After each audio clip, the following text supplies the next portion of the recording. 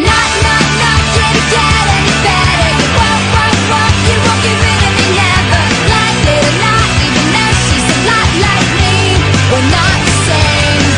And yeah, I'm a lot to handle. You don't know child, all I'm a hell of a scandal. Me, I'm a scene, I'm a drama queen. I'm the best damn thing that your eyes have ever seen.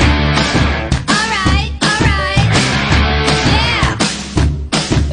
I hate it when a guy doesn't understand why a certain time of month I don't wanna hold his hand. I hate it when they go out and we stay in and they come home smelling like their ex-girlfriend.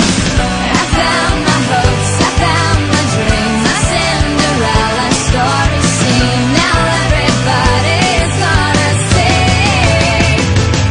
that you're not gonna get any better. You won't, you won't get rid of me never.